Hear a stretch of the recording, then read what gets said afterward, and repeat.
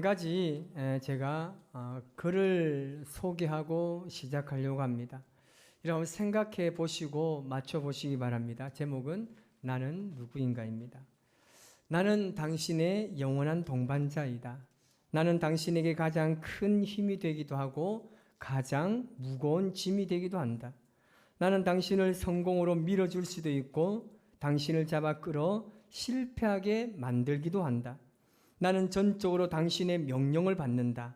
당신이 하는 일의 절반 정도는 나에게 넘어오며 나는 그 모든 일을 신속하고 정확하게 해치울 수 있다.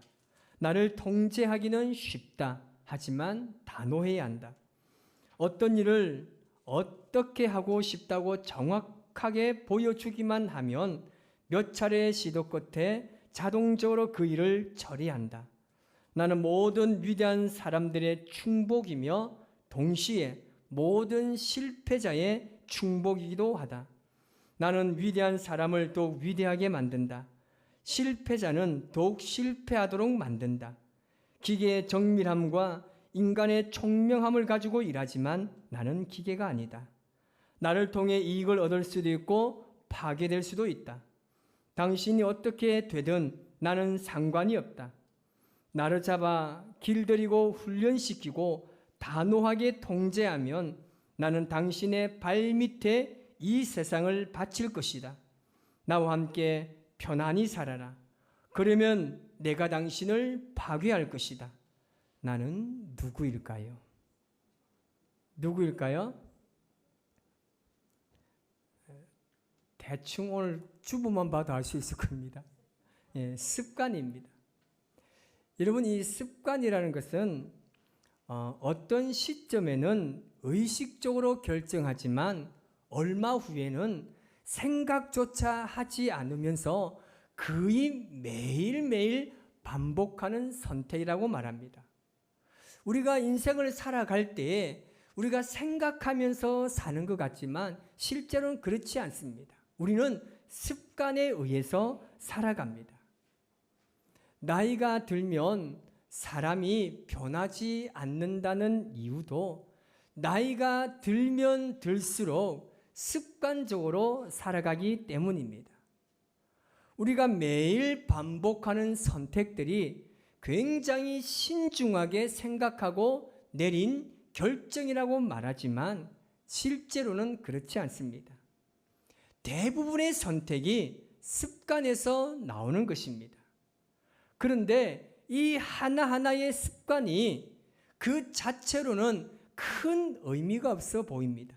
그런데 알고 보면 우리가 매일 먹는 음식이나 매일 아이들에게 말을 하고 우리가 생각을 하고 하루의 일과를 정리하는 등 이 습관들이 결국은요, 우리의 건강한 삶과 행복에 굉장한 영향을 미친다는 사실입니다. 교수이자 건축가인 장영호 씨가 쓴 건축가 세계에서 인생을 배우다라는 책에 보면 이 스티븐 잠스가 이 30번째 되는 생일에 사람들을 막 초대합니다. 그리고 그들에게 한 말이 있습니다.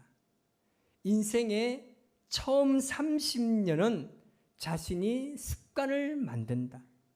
그리고 인생의 나머지 30년은 습관이 사람을 만든다고 말했습니다. 사실 우리는 습관에 의해서 살고 있습니다. 어떤 습관이 우리의 몸에 배어 있느냐에 따라서 그 사람이 성공할 수도 있고 실패할 수도 있는 것입니다. 오늘 본문의 말씀을 보면 다니엘이라는 사람이 나옵니다. 이 다니엘은 위기 속에서도 변함없이 하나님께 하루에 3번씩 무릎을 꿇고 기도하며 하나님께 감사를 드렸습니다. 오늘 본문 10절 말씀을 같이 한번 읽어보겠습니다.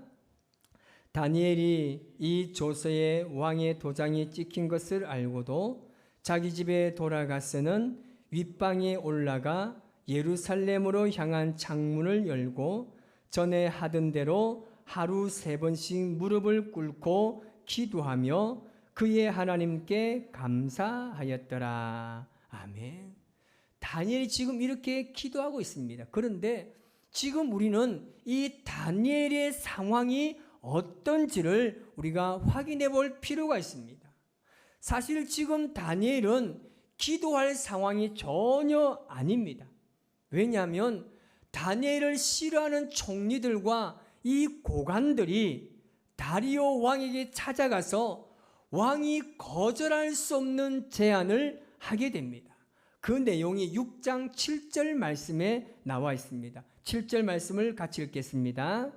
나라의 모든 총리와 지사와 총독과 법관과 관원이 의논하고 왕에게 한 법률을 세우며 한 금령을 정하실 것을 구하나이다.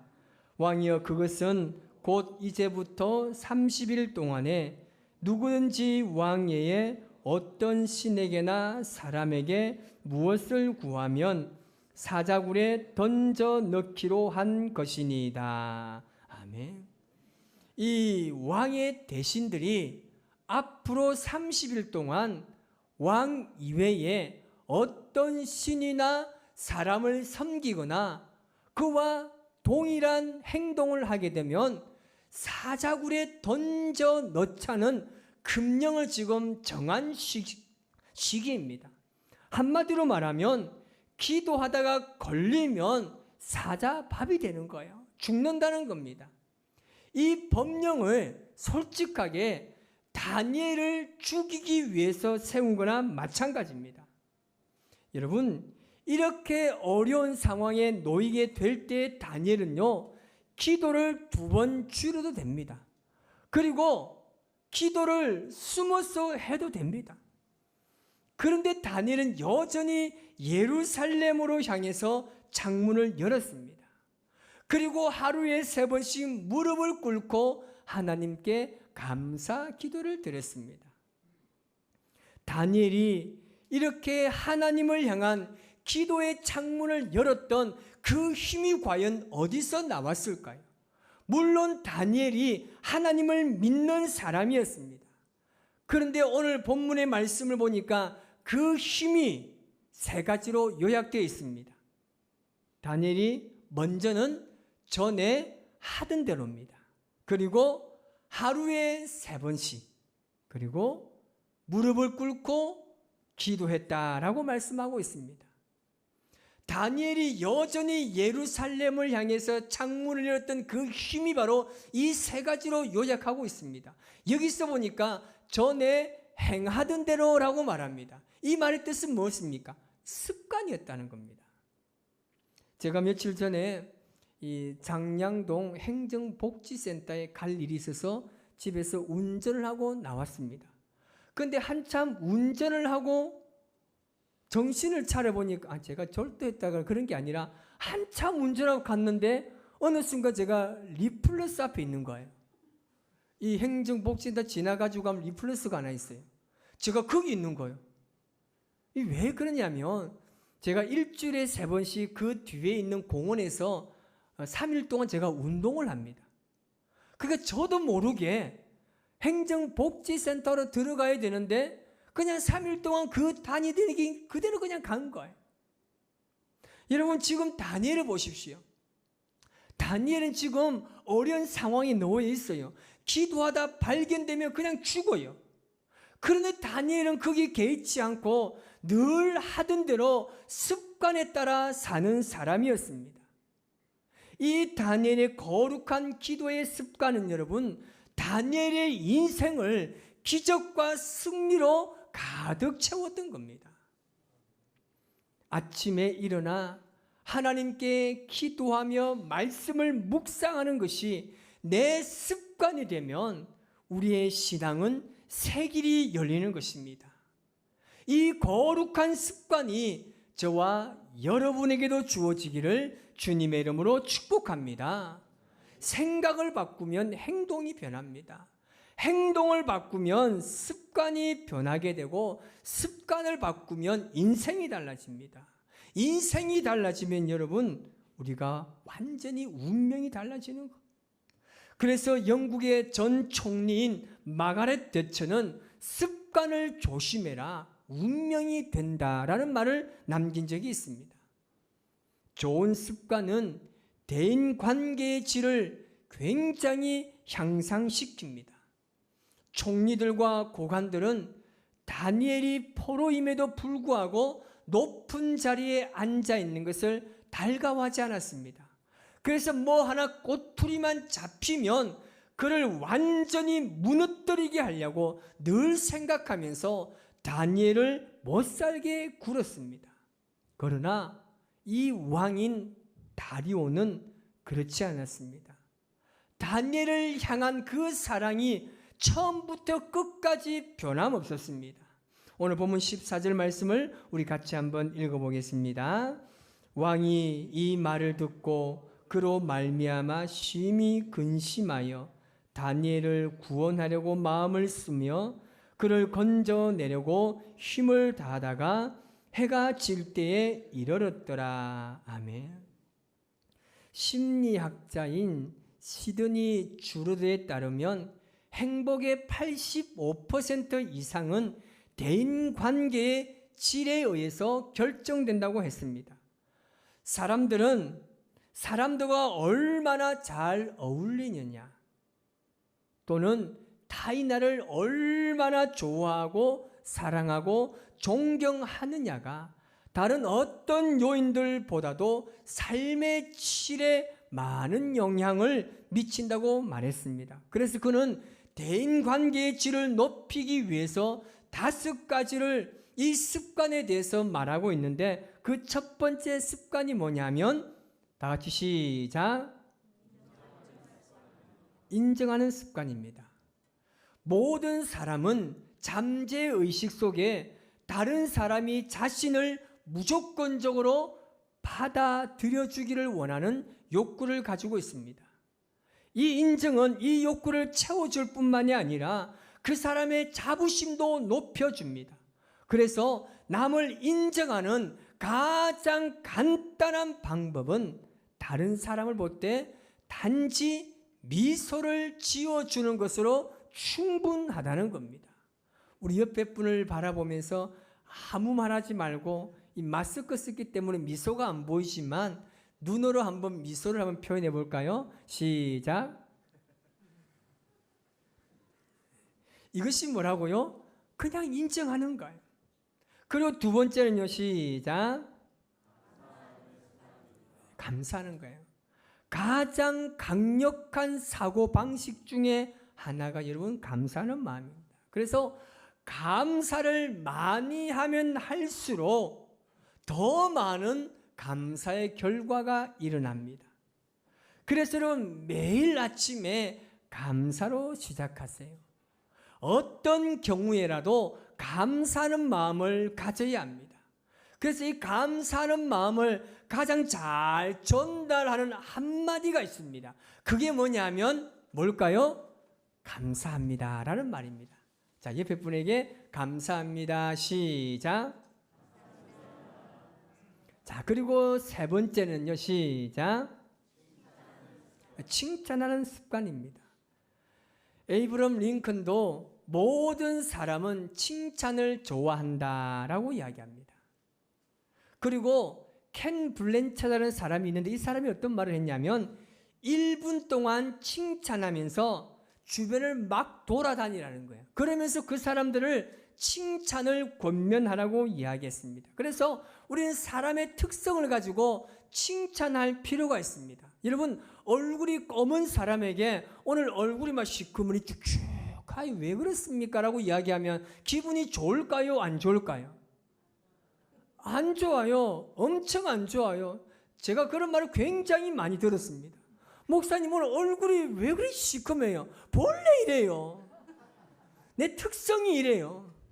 제가 교육전도사 때 어떤 청년은요, 제 첫째 딸 하빈이가 태어날 때 금요일날 밤에 철학기도를 했대요. 왜요? 이 딸이 얼굴이 시커멓게 태어나면 안 된대요. 철학기도 했다는 거예요. 여러분, 우리는 그 사람의 실력이나 성품에 대해서 늘 감탄하고 칭찬하는 여러분 습관을 익혀 가시기를 바랍니다. 그래서 여러분, 누군가가 어떤 일을 하면 잘합니다. 어떻게 이렇게 탁월합니까? 우리 할렐루야 찬양단 오늘 얼마나 찬양을 잘했습니까? 아멘. 칭찬하는 거예요. 지휘를 얼마나 잘하고 반주를요 얼마나 기가 막히게 하는지 몰라요. 우리 반주자요 얼마나 반주 잘합니까? 드럼요 얼마나 잘해요. 베이스도 잘하고 얼마나 잘합니까? 여러분 서로가 늘 칭찬하는 습관을 가지시기를 바랍니다. 그리고 네 번째 시작. 여러분 상대방의 말과 행동에 동의함으로 해서 그 사람이 정말 중요한 사람이라고 느끼게 하는 겁니다. 이 동의는 모든 사람의 또 하나의 욕구인 가치 있다고 느끼는 그런 사람으로 존경받고 싶어하는 욕구를 채워주는 거예요. 그래서 그 사람의 말에 동의하면요, 그 사람은 굉장히 자기가 사랑을 받고 있고 내가 존경을 받고 있다고 느끼게 되는 겁니다. 자, 그리고 마지막으로 다섯 번째 시작.